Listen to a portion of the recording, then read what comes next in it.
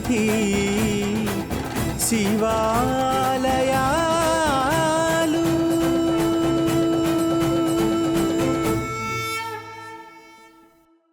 ఓం అరుణాచలేశ్వరాయ నమః. ఓం నమో భగవతే శ్రీరమణాయ. ఓం సుందరేశాయ నమః. శ్రీ శివనిధి శివాలయాల కార్యక్రమంలో ముందు భాగంలో పరమేశ్వరుడు భక్తులకు అనుగ్రహించిన తీరును దర్శించుకున్నాం. ఈ భాగంలో ఈ క్షేత్ర చరిత్రను, ఆలయ విశేషాలని దర్శించుకుందాం. ఈ ఆలయంలో చరిత్ర ఏంటంటే, ఈ ఆలయంలో అనేక శిలాశాసనాలు ఉన్నాయి. దీనిని బట్టి ఈ ఆలయం ఎంత వైభవంగా వెలుగొందుతుందో మనకు తెలుస్తుంది. 3 విభిన్న రాజ్యాలకు చెందిన వారైన చేరవంశానికి చెందిన 63 నాయనార్లో ఒకరైన చార్మాన్ పెరుమాన్ రాజు, 63 నాయనార్లో మరొకరైన చోళవంశానికి చెందిన కోడ్చెంగట్ చోళుడు, పాండ్యరాజవంశానికి చెందిన విక్రమ పాండ్యన్ రాజు ఈ క్షేత్రంలో ఈశ్వరుణ్ణి ఆరాధించారు. మొదటి పరాంతక చోళుడు, మొదటి రాజరాజ చోళుడు, మొదటి రాజేంద్ర చోళుడు, ఆయన కుమారుడు విజయరాజేంద్రన్, మొదటి కులోత్తుంగ చోళుడు, విక్రమ చోళుడు, పాండ్యరాజైన మారవర్మ, విక్రమ పాండ్యుని కాలం నాటి శిలాశాసనాలు ఈ ఆలయంలో లభ్యమయ్యాయి. ఈ తిరువావడుతురై ఆలయం మొదట ఇటుకలతో నిర్మింపబడి తర్వాత మొదటి పరాంతక చోళుడి పాలనలో రాతితో పునర్నిర్మించారు. 907-955 మధ్య పరిపాలించిన పరాంతక చోళుడు చిదంబర ఆలయ పైకప్పును బంగారంతో చేయించి చిదంబర ఆలయాన్ని అగ్రస్థానంలో ఉంచారు. పరాంతక చోళుని 25వ పరిపాలనా సంవత్సరంలో సుమారు 3.5 ఎకరాల భూమిని ఉవాచపురానికి దారంగా ఇవ్వబడింది. ఉవాచర్ అంటే వాయిద్యాలను ఊదేవారని అర్థం. పరాంతక చోళుడు పరిపాలించిన 38వ సంవత్సరంలో 855 గ్రాముల బంగారాన్ని ఈ ఆలయానికి విరాళంగా ఇచ్చారు. పీఠం నుండి ఈ ఆలయ నిర్మాణానికి ఈ నిధి ఉపయోగపడింది. ఈ ఆలయ నిర్మాణం రాతితో నిర్మించడానికి 2 సంవత్సరాలు పట్టింది. ఈ కట్టడాన్ని నిర్మించిన వ్యక్తి కవిశంకరన్. ఇతను తనను తాను రాతితో నిర్మించిన దేవాలయాన్ని ప్రేమించేవాడిగా చెప్పుకున్నాడు. గర్భగుడి యొక్క దక్షిణ గోడలో దక్షిణామూర్తి విగ్రహానికి దగ్గరగా ముకుళిత హస్తాలతో ఉన్న కవిశంకరన్ శిల్పాన్ని చూడవచ్చు. దానికి తూర్పున మరొక శిల్పం ఇతని సోదరుడు తిరునావు కేకెరయ్య తొండర్ శిల్పాలు ఉన్నాయి. వినాయకుడి సన్నిధికి ఆగ్నేయంలో ఉన్న అర్ధమండపాన్ని పల్లవ దేవయార్ సహాయంతో నిర్మించబడినట్లు శిలాశాసనంలో పేర్కొనబడింది. గర్భాలయం ఉత్తరం వైపున ఉన్న అర్ధమండపం తూర్పు గోడపై చేతులు జోడించి ఉన్న శిల్పం అంబలవాన్ నమశివాయర్ మూర్తిగా చెప్పబడింది. ఈ ఆలయ మహామండపాన్ని శంకర్ దేవన్ నిర్మించారు. ఈ మండపం గురించి తిరువెన్కాడు స్తంభాలలోని శాసనాలలో చెప్పబడింది. మొదటి రాజేంద్రన్ అత్తగారు ఈ ఆలయానికి వెండి పాత్రను విరాళంగా ఇచ్చారు. మొదటి రాజేంద్ర చోళుని యొక్క 4వ సంవత్సరపు పరిపాలనా కాలంలో ఈ ఆలయానికి కొంత భూమి, 2 ఇళ్ల స్థలాలు ఇవ్వబడ్డాయి.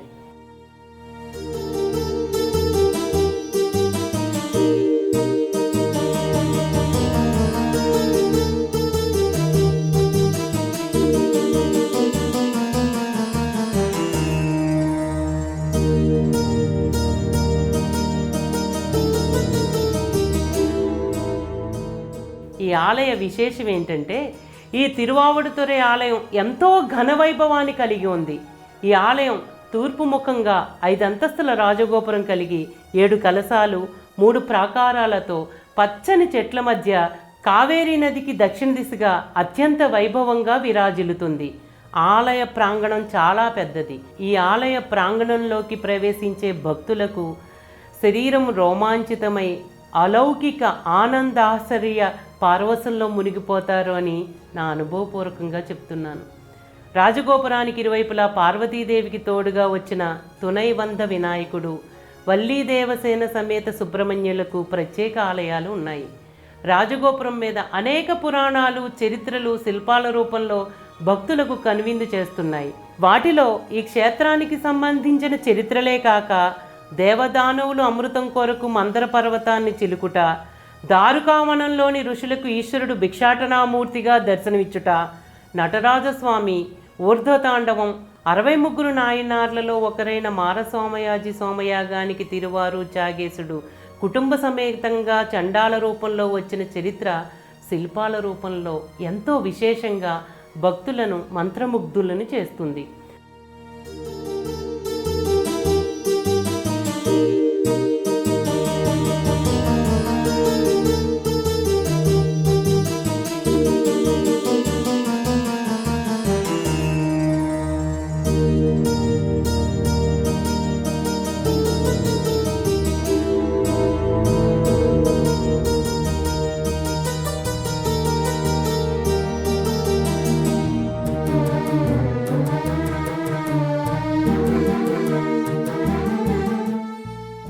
రాజగోపురానికి ఎదురుగా గోముక్తి తీర్థం ఉంది. రాజగోపురం నుంచి ఆలయ ప్రాంగణంలోకి ప్రవేశించగానే కుడివైపున ఆది గోముక్తీశ్వరునికి ప్రత్యేకమైన ఆలయం ఉంది. ఆలయ మండపం పైన ముందుగా పరమేశ్వరుడు పార్వతీదేవిని ఒడిలో కూర్చోబెట్టుకున్న శిల్పము, ఒకవైపున పార్వతీదేవి గోరూపంలో వచ్చి శివలింగానికి తన క్షీరధారలతో అభిషేకం చేసే దృశ్యాన్ని కళ్ళకు కట్టినట్లుగా వ్యక్తపరిచే శిల్పాలు ఉన్నాయి. ఈ రూపాన్ని గోరూపాంబిక అంటారు. అంటే గోవు రూపంలో వచ్చిన అంబిక అని అర్థం. ఎడమవైపున జ్ఞానసంబంధర్, అప్పర్, సుందరుడు, మాణిక్యవాచకులకు ప్రత్యేక ఆలయం ఉంది.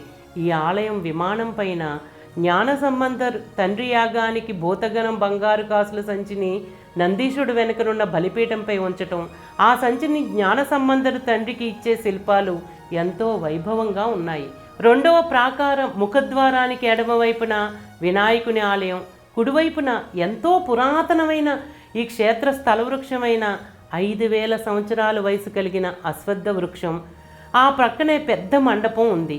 ముఖద్వారం పైన ఈ ఆలయ చరిత్ర పార్వతీదేవి గోరూపంలో ఈశ్వరుని పూజించటం, జ్ఞాన సంబంధర్ మూషిక వాహనంపై వినాయకుడు, ఈ క్షేత్రంలోనే దర్శించగలిగే అత్యంత అరుదైన మూర్తి అనైత్తు ఎళుందమూర్తి, మయూర వాహనంపై సుబ్రహ్మణ్యేశ్వరుడు, సుబ్రహ్మణ్యేశ్వరునికి ఇరువైపులా వల్లీదేవ సేనలు, అప్పర్, అశ్వత్థ వృక్షం కింద తిరుమూలర్ కొలువుదీరి ఉన్నారు.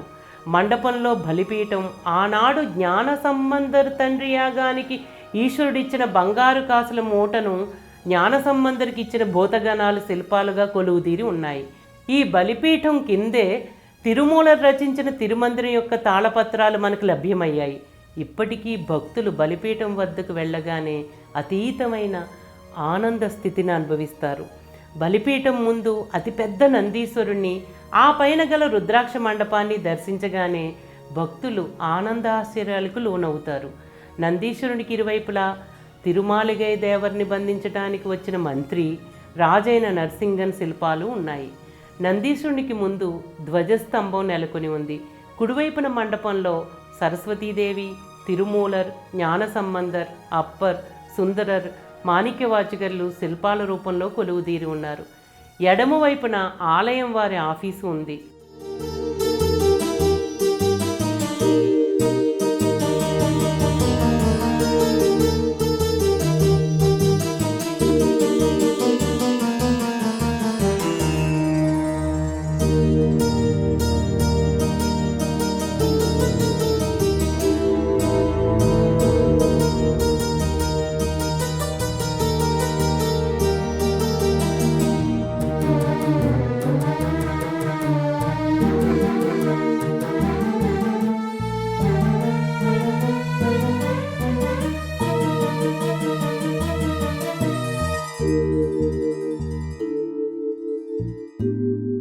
తిరువావుడుతురై క్షేత్రంలో అత్యంత విశేషమైంది తిరుమాలిగై దేవర్. ఆయన తిరుమాలిగై దేవర్ని బంధించిన నరసింగర్ రాజు ఇక్కడ శిలారూపంగా ఉండటం అనేది ఆనాటి చరిత్రను మనకి సాక్ష్యాలుగా మిగిల్చిన మాసిలామణీశ్వరుడికి అనేక ప్రణామాలు.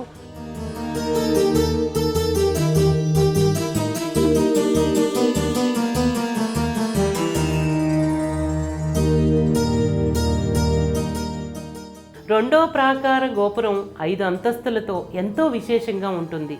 రెండో ప్రాకారంలోకి ప్రవేశించగానే అతుల్య కుచనాయకి అమ్మవారికి ప్రత్యేకమైన ఆలయం ఉంది. ఎడమవైపు ద్వారం గుండా ప్రదక్షిణగా వెళ్ళగానే పెద్ద ప్రాంగణం కనిపిస్తుంది.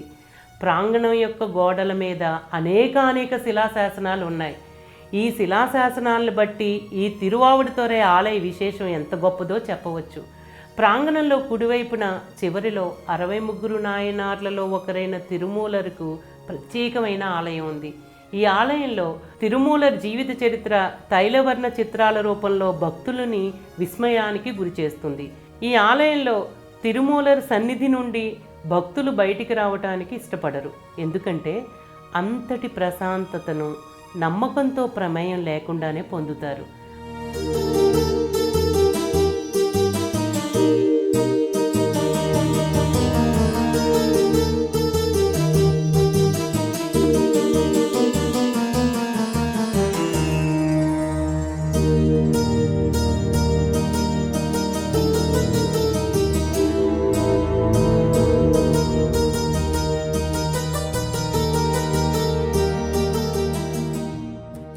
ప్రాకారం ప్రదక్షిణ పూర్తవగానే మూడవ ప్రాకార గోపురం పైన జ్ఞానసంబంధర్, అప్పర్, సుందరుడు, మాణిక్యవాచకర్లు కొలువుదీరి ఉండటం అత్యంత విశేషం.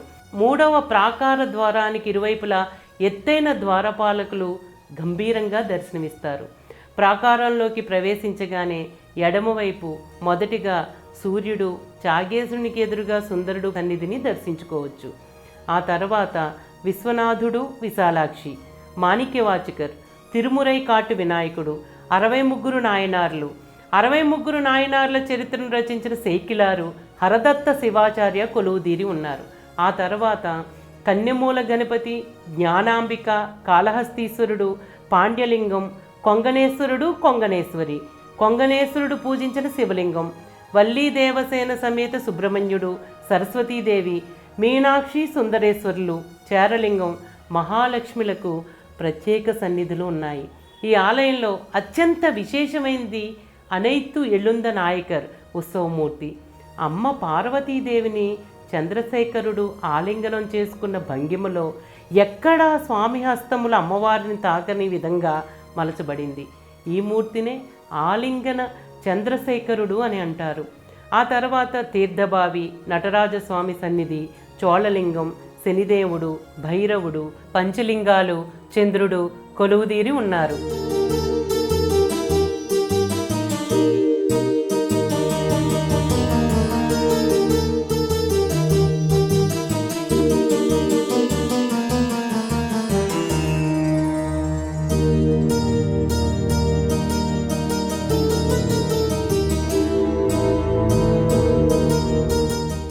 ஞானசம்பந்தர் தந்தையார் தாயாருக்கு உடல்நிலை காரணத்தால் 1000 கொடுப்பர் போடும் மாபடு துறையனாரேன் பாடி ஞானசம்பந்தருக்கு பொற்காசு கொடுத்த சேத்திரம்.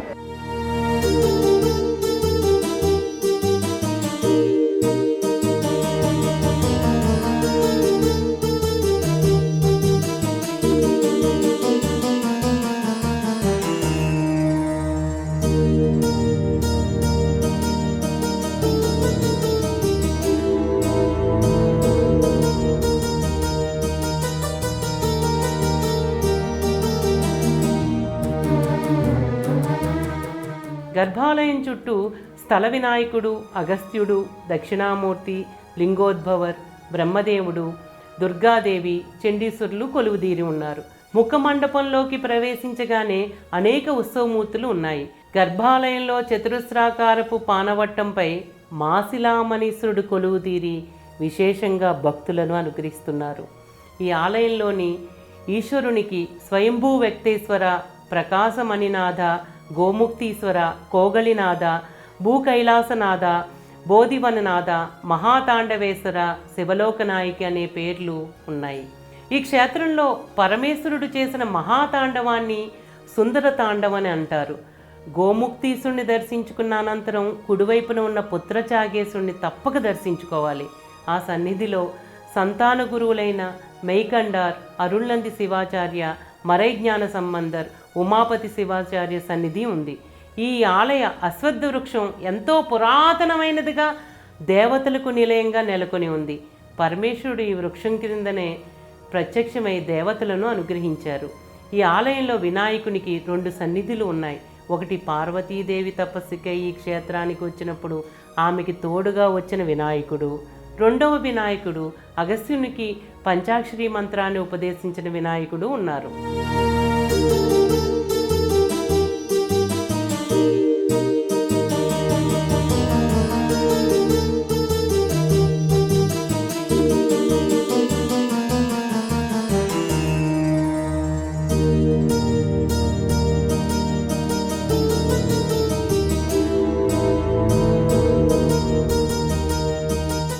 తిరువిడైమరుదూరు క్షేత్రానికి సంబంధించిన ఎన్నో పరివార క్షేత్రాలలో ఈ ఆలయం నందిస్థలంగా పేర్కొనబడింది. ఈ ఆలయంలో అనుగ్రహ విశేషం ఏంటంటే, ఈ ఆలయంలో నందీశ్వరుని ఆరాధించటం వల్ల పార్వతీ పరమేశ్వరులను పూజించిన వారికి ధన సంపద, మనశ్శాంతి లభిస్తుందని భక్తుల విశ్వాసం. పుత్రభాగ్యం కొరకు చాగేశుణ్ణి భక్తులు పూజిస్తారు. ఈ ఆలయం ఉదయం 6 గంటల నుండి మధ్యాహ్నం 12 గంటల వరకు, సాయంత్రం 4 గంటల నుండి 9 గంటల వరకు భక్తుల సందర్శనార్థం తెరవబడి ఉంటుంది. ఈ ఆలయానికి ఎలా వెళ్ళాలంటే, కుంభకోణం నుండి మైలాడుతురై వెళ్లుదారిలో నరసింగపేటకు 3 కిలోమీటర్ల దూరంలో ఈ ఆలయం నెలకొని ఉంది.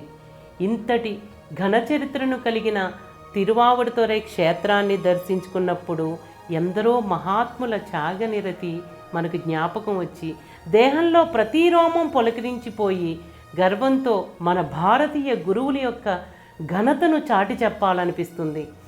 ఇంతటి మహత్తరకరమైన ఉమాపతి శివాచార్య గురు పరంపరలో స్థాపించిన ఈ తిరువావడుతురై మఠాన్ని 100 సార్లు పైగా దర్శించిన ప్రతిసారి ఈ ప్రాంతంలోకి అడుగు పెడుతుండగానే శరీరం అంతా పులకరించిపోతుంది. ఈ క్షేత్రం శైవ క్షేత్రంగా, గురుక్షేత్రంగా ప్రసిద్ధికెక్కింది. తిరుమాళిగై దేవర్, నమశివాయ మూర్తుల సమాధులు జ్ఞానపీఠాలుగా వెలుగొందుతున్నాయి. ఈ క్షేత్రం శివజ్ఞాన స్థావరంగా పేరుగాంచింది.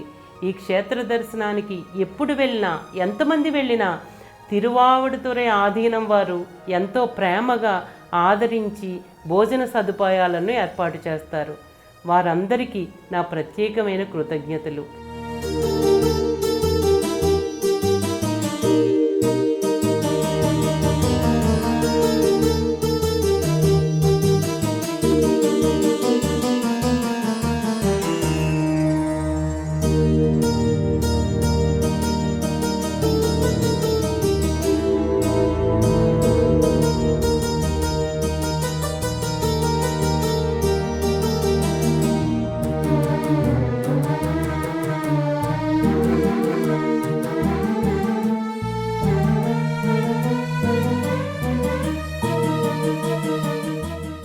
ఈ తిరువావడుతురై ఆలయాన్ని వీడియోలను తీసుకోవడానికి అనుమతిచ్చిన శ్రీ అంబలవాన దేశిక పరమాచార్య స్వామికి నా హృదయపూర్వక సాష్టాంగ ప్రణామాలు. ఈ క్షేత్రంలో కొలువుదీరి ఉన్న మాసిలామణీశ్వరుడు, అతుల్య కుచాంబిక అమ్మవార్ల అనుగ్రహం మనందరిపై ఉండాలని, తిరుమూలర్ తిరుమాళిగై దేవర్ నమశివాయ మూర్తి ఆశీస్సులు మనందరిపై ఉండాలని ప్రార్థిస్తూ ఓం నమో భగవతే శ్రీరమణాయ, ఓం అరుణాచలేశ్వరాయ నమః, ఓం సుందరేశాయ నమః.